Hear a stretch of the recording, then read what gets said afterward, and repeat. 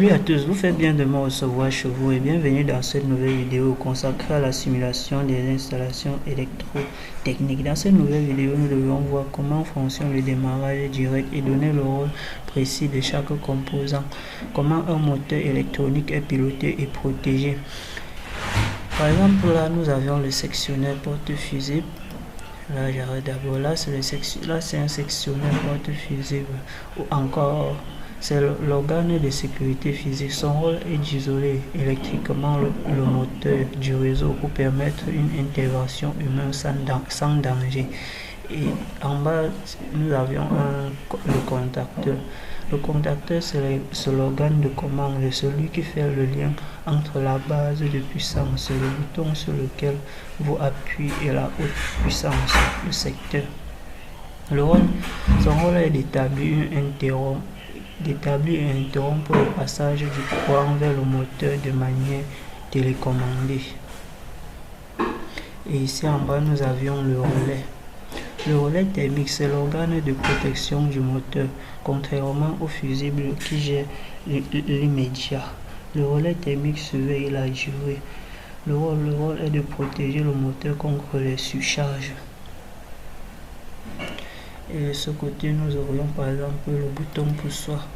Le bouton poussoir, c'est l'interface humaine-machine. Le bouton marche normalement ouvert, envoie de l'ordre de fermer au contact. Donc, si par exemple je veux simuler, par exemple, si appuie, je mets par exemple en marche, là c'est la simulation, je mets en marche. Si j'appuie sur le bouton poussoir start, ça va donner l'ordre à KM1 de fermer et de mettre en marche le moteur. Regardez par exemple, là ça ferme. Et normalement, le moteur ne n'arrive pas. Là, ça ferme, vous pouvez voir le moteur simulé. Et si je donne l'ordre à ce bouton pour soit normalement fermé, il doit arrêter le moteur. Voilà, le moteur est arrêté. Si je donne l'ordre à celui-ci, il ferme le contacteur KM1 et met en marche le moteur. Vous voyez, c'est un peu comme ça que la simulation se passe. Une fois de ce côté, nous avons dans la simulation. De ce côté, nous avions le plan d'implantation pour mettre en marche le moteur quittant d'ici. Donc, si je lance la simulation comme ceci et que j'appuie sur le sectionneur porte-fusible de la ligne de puissance et que j'appuie sur le bouton porte-fusible de la ligne de commande ou le sectionneur porte-fusible de la ligne de commande, comme ceci, vous pouvez voir une lampe s'allumer qui doit signaler le secteur.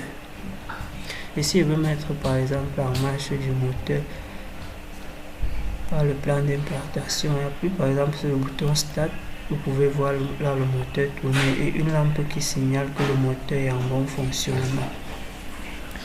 Si je mets là stop, c'est pour l'arrêt du moteur. Start, le moteur tourne.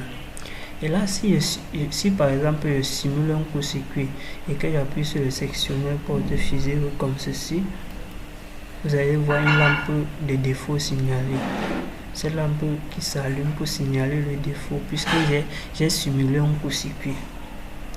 Je peux revenir là, j'appuie.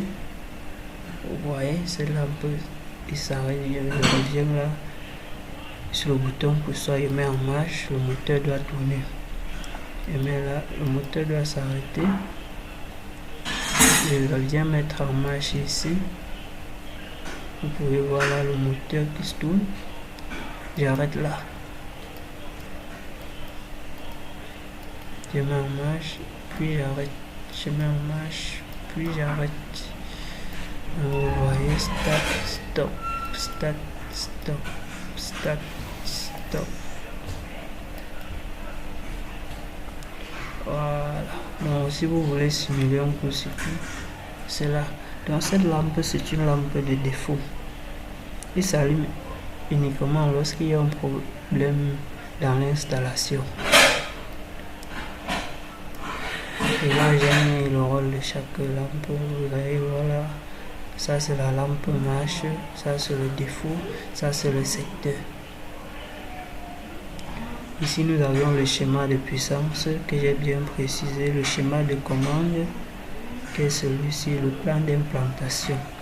Dans le plan d'implantation, vous pouvez retrouver les différents éléments qui se trouvent ici. C'est ça qui se trouve là. Là, c'est le sectionneur porte fusible que voici. Là, c'est le contacteur KM1 que voici. Là, c'est le relais thermique que voici. Et ici, c'est les bouches de connexion du moteur.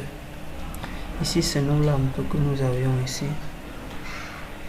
Et de ce côté, c'est le bouton poussoir normalement fermé et le bouton poussoir normalement ouvert.